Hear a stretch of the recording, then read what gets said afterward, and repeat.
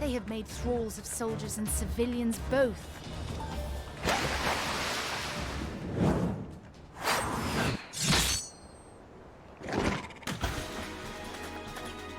Did I miss much?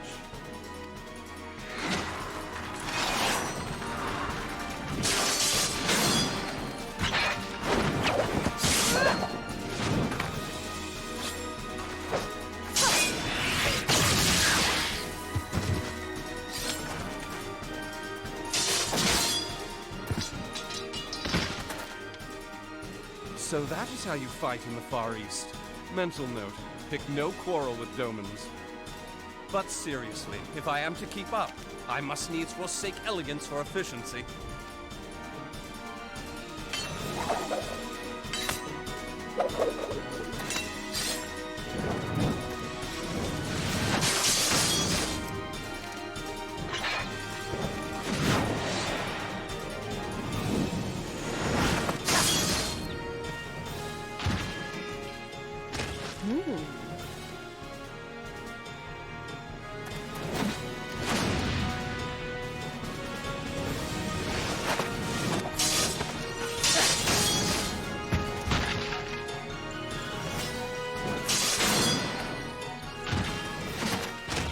To the Aetheryte!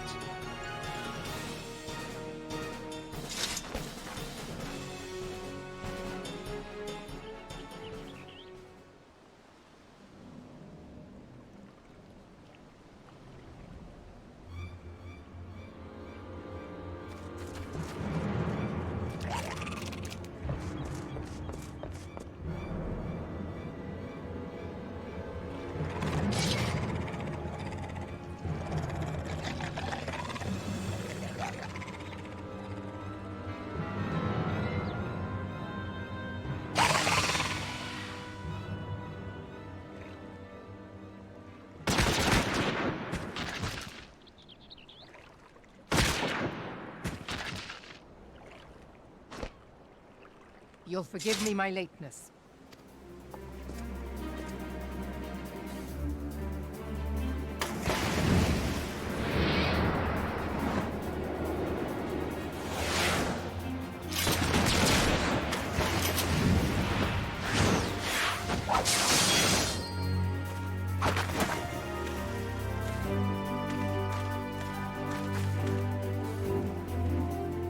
I've been something of a liability of late, I know. 'Tis high time I set about making amends.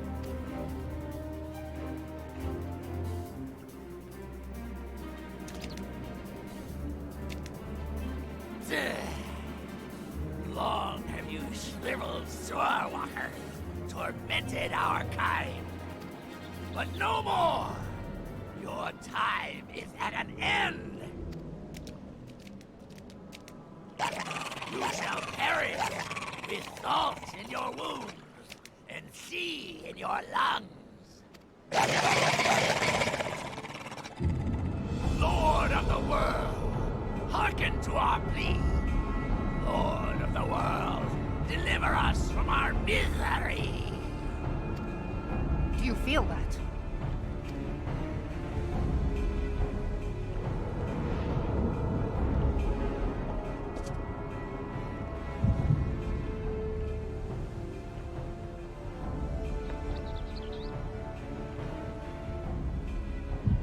I know this sensation. It's the echo. What?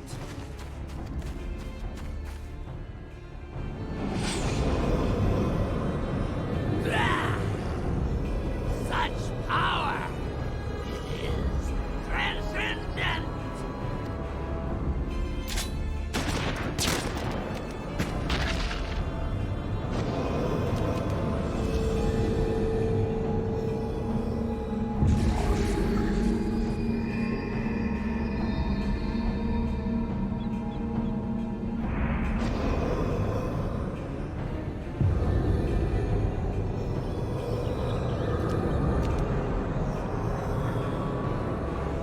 Seven hells. Strike me down if you will. It is futile. I have mastered the gift. I am eternal.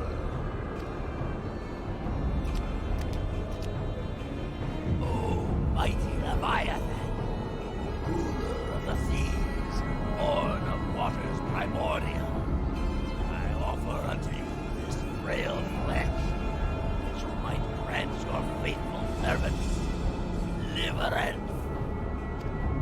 I beseech you, come forth!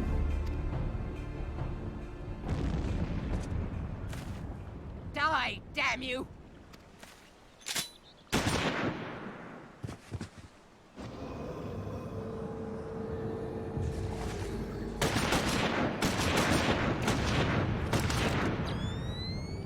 Foolish shorewalker!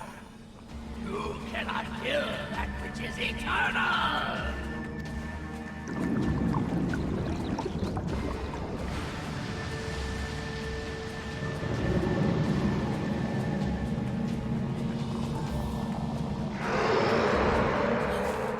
Heavens forfend. Damn it all!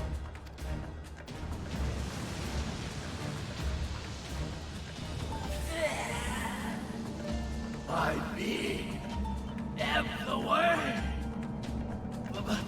It should by right be infinite. Am I not immortal? Curse you, emissary! You promised me everlasting.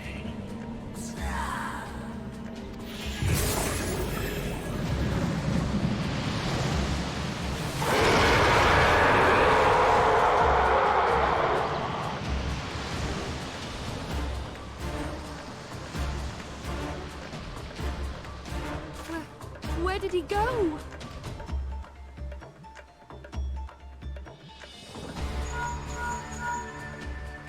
What say you? Nary a single ship?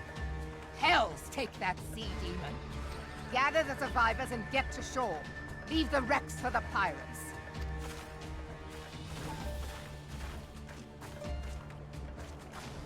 Leviathan wastes no time. The diversionary squadron is lost. For a mercy, 'twould seem the primal now makes for open sea. But why does he not press his advantage? Unless... God save us. He means to unleash a tidal wave.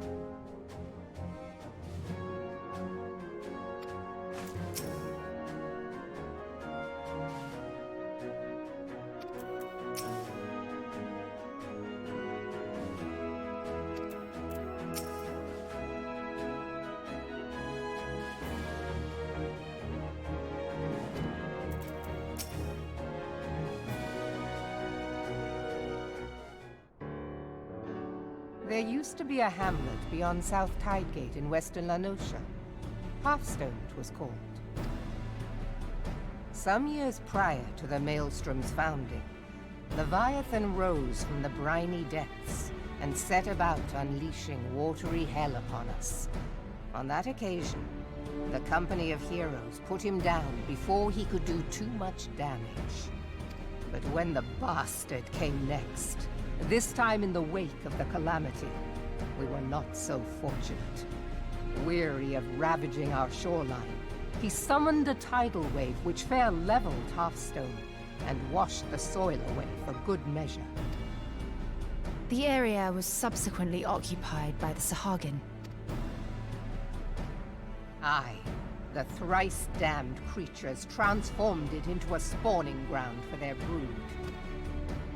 Given the quantity of crystals stolen to feed him and his legion of thralls, we can be fairly sure that Leviathan is stronger now than in his previous incarnations. If that sea demon is left to wreak havoc, what befell Hearthstone may well befall a larger settlement, even Limsa. That cannot happen.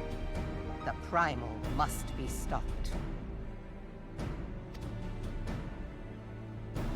That was ever our objective, Admiral. But how are we to achieve it? The sea is Leviathan's uncontested domain. The ships of the 3rd Squadron could not close to within 100 yards of the primal, nor could their cannons pierce his defenses.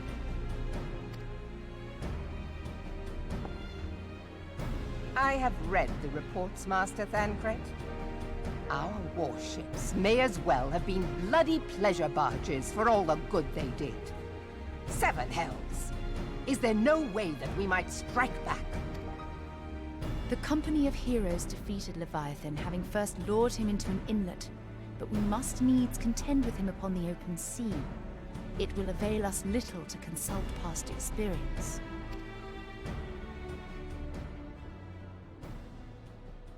Admiral, if I may. Speak freely, Marshal. By all accounts, Leviathan's most formidable weapon is the very sea itself.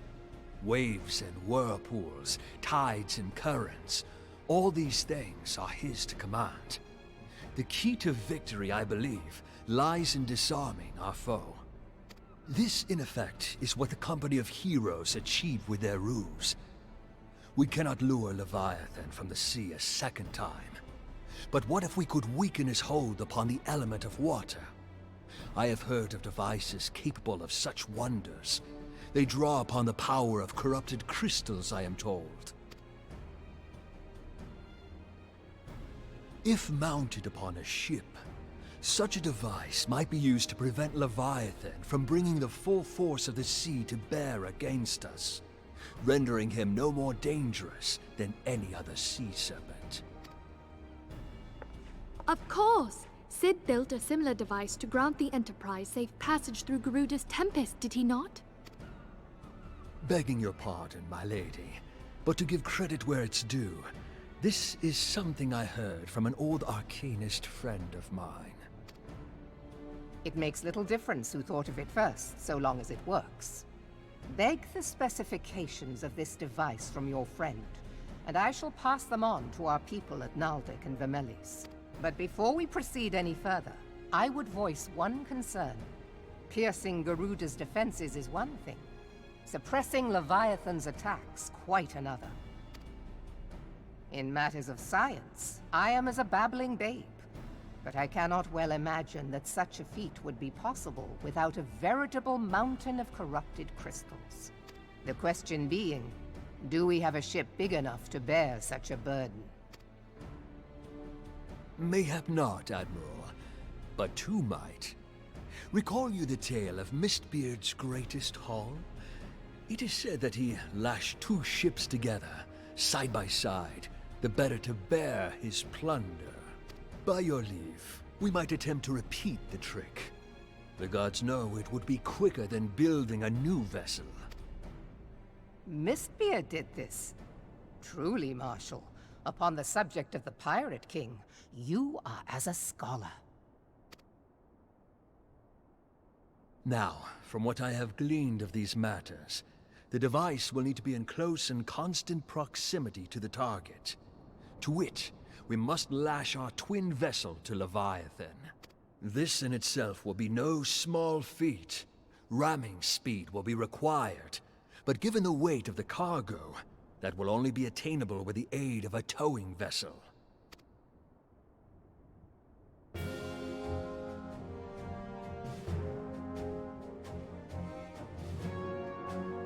Suffice it to say, the task of piloting said vessel will entail considerable danger, and I would not ask it of another. I volunteer myself. Twill be dangerous for all involved, but we have no better recourse. Very well.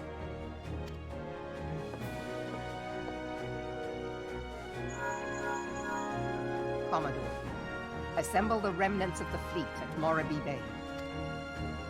Give priority to our soundest vessels. The repairs can wait.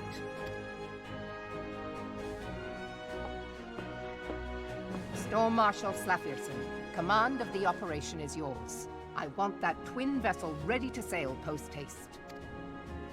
At once, Admiral.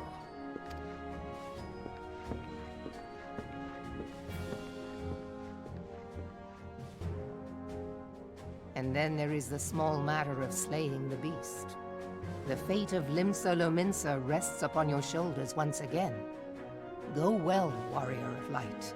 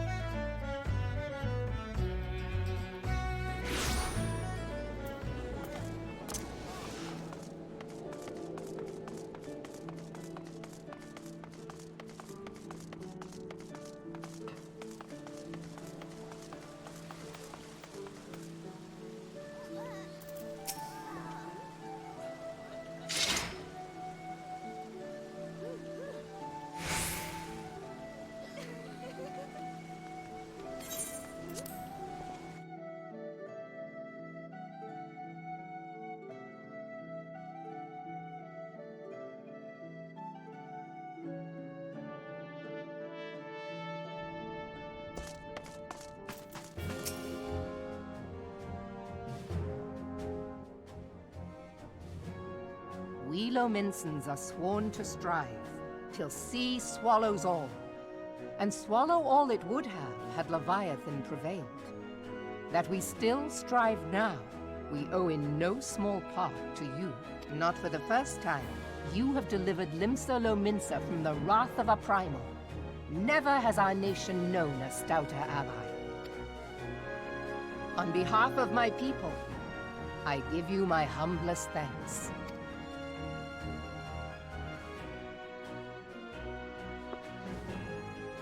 'Tis meet that I give thanks to old Mistbeard, too, for his fine solution. Whatever else he may have been, 'tis clear he was a resourceful soul. Would that I had a man like him in my service.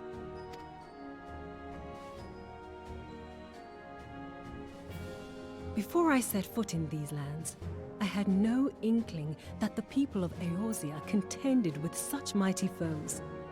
Suffice it to say, their existence came as something of a shock, as did the idea that they could be defeated.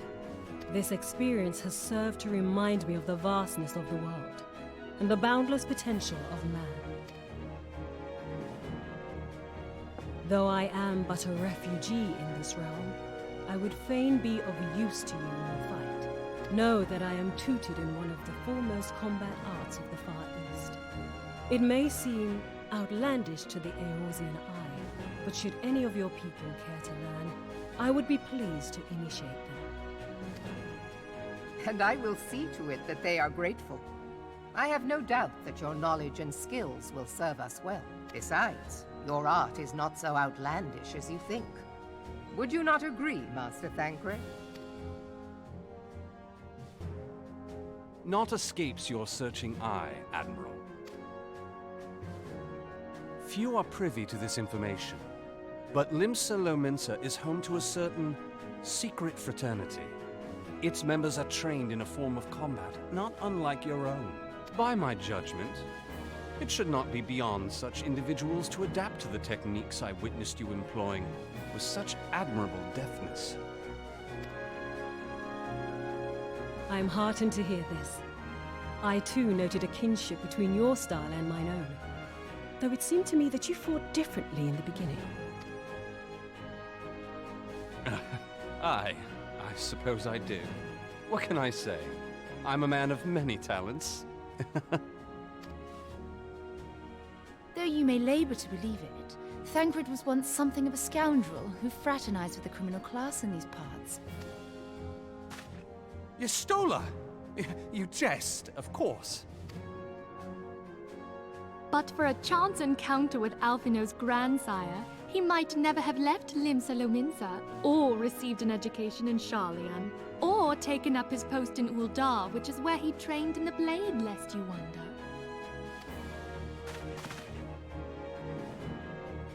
Minfilia, please! It would seem there is more to you than meets the eye, Master Thancred. Lady Yugiri, I am told that you and yours came to Eorzea seeking permanent resettlement, and that many domins have since been engaged as frontier hands at Revenant's Toll. Morderna is many things, but a place of refuge it is not. Know that I would like nothing better than to furnish your people with a new home here on Lominsan soil. Alas, racked by instability as we are, our nation is in no fit state to take you in.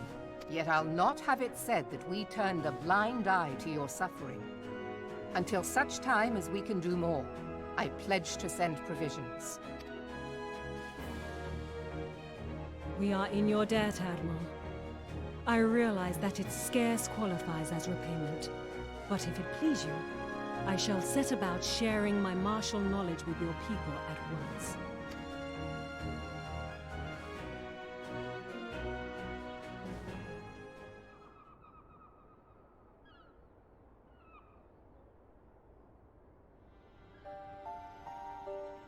You wished a word in private.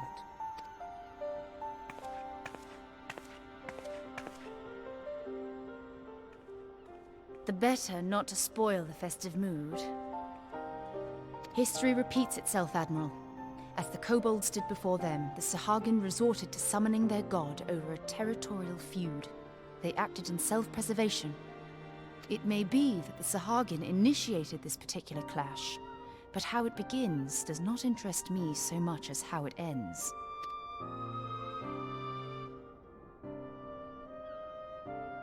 I have not forgotten our conversation, Y'shtola. I am aware that man bears part of the blame for the primal's existence. Nor am I ignorant of the Sahagin's reason for acting. They sought to secure a place to breed and multiply that their kind might survive. Self-preservation, as you say. But we have as much right to live and thrive as they. If our own survival is threatened, are we to lay down our arms and welcome oblivion? Nay. And so you kill, that you might live. Yet if living is a right, then that right belongs to all peoples, be they men or beastmen. I'll not deny your reasoning. But when a storm gathers, it falls to me to see my people safely through it. That is my duty, and I shall do it.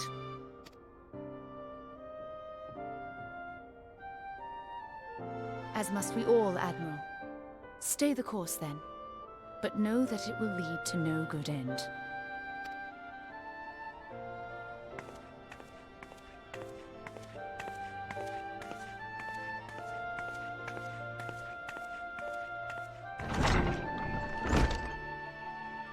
Man has ever put himself first and foremost.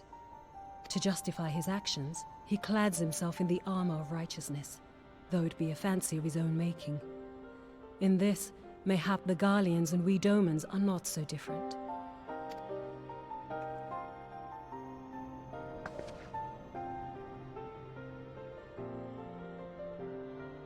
Eorzea has become as a raging sea. If we are to keep our heads above the waves, we cannot scruple to drown the man next to us.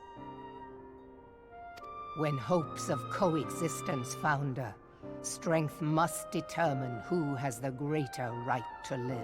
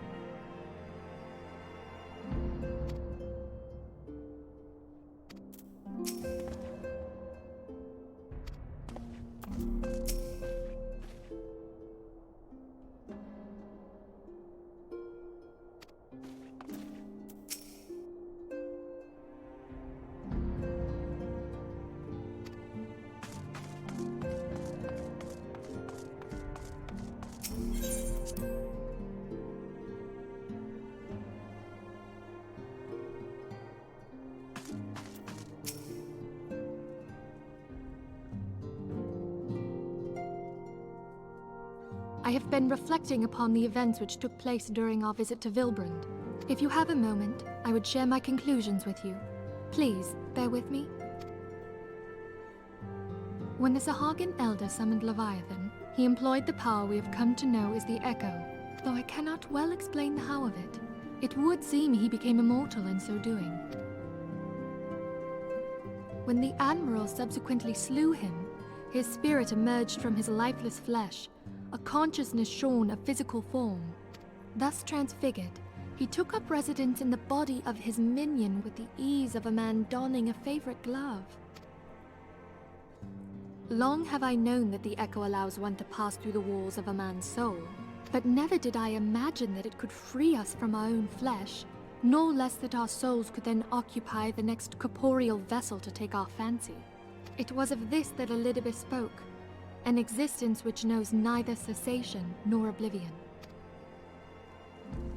And yet, though the Sahagin had mastered his gift and thereby become immortal, he was by no means invulnerable.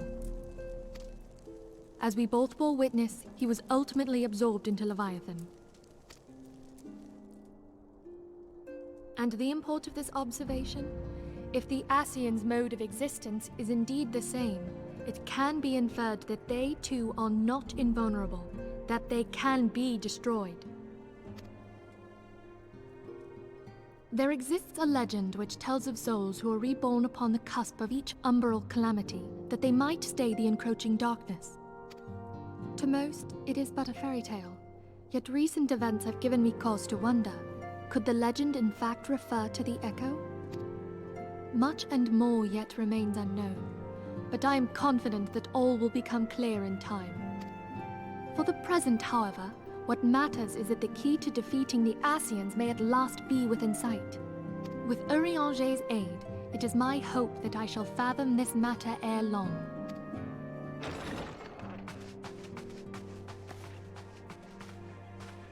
Oh, I was just about to send for you, my friend. Is Artemis? Grave tidings from the Sharlayan motherland, my lady. It doth concern our distant allies, the students of Baldessian. What of them? My lady, the Isle of Val, which for many years hath been the Order's home, is no more. No more? Whatever do you mean? I relate only that which hath been conveyed unto me by our agents. An etheric wave of the highest magnitude was recorded in the region. Soon thereafter, 'twas observed that the isle had ceased to be. 'Tis postulated that a magic was evoked, like in power to Ultima. 12 preserve.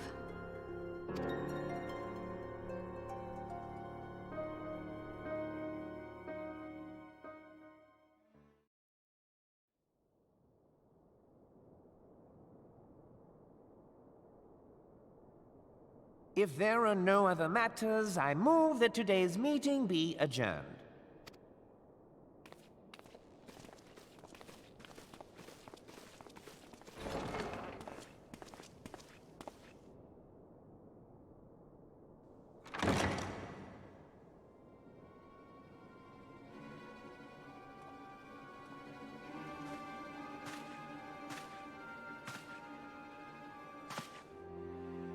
It is done, my lord.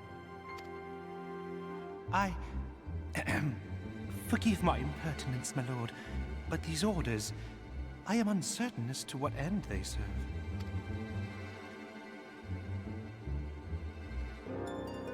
Revolution.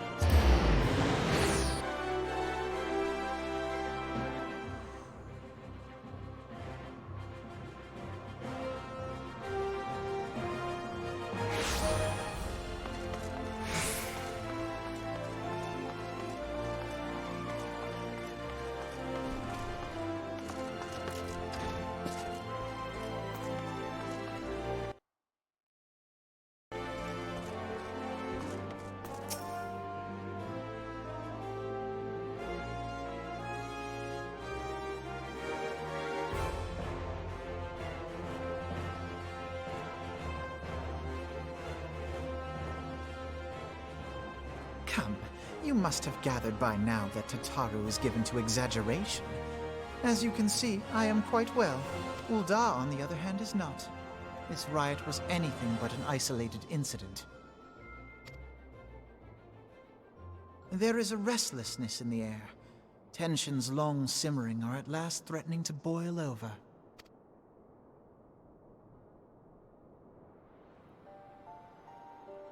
Ul'dah is a nation infamous for the great disparity between the wealthy and the poor.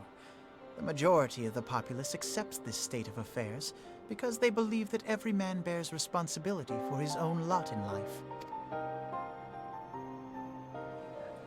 To an Ul'dan, money is the foremost, and some would say the only measure of a man's worth. Small wonder that the wealthiest wield the greatest influence.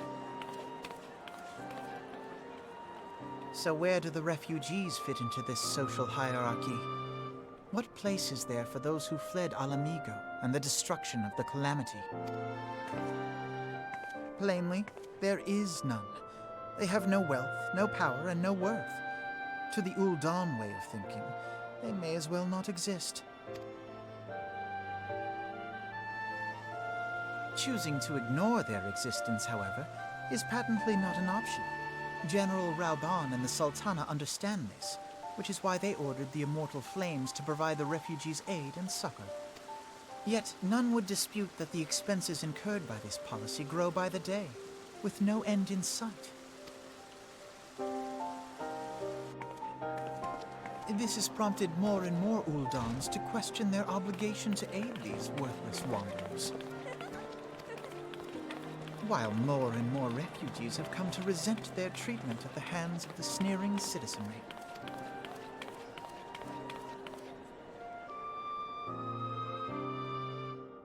The manner of Lord Lolorito's refusal to grant the Dolmens asylum bespoke a disdain for all refugees, an attitude shared by the rest of the monetarists.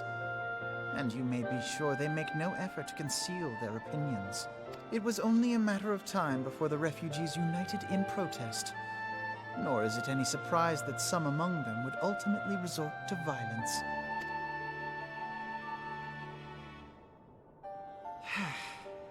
That the Immortal Flames should choose this of all occasions to engage in joint training exercises with the other Grand Companies. By the time they return, the situation may well have deteriorated beyond mending.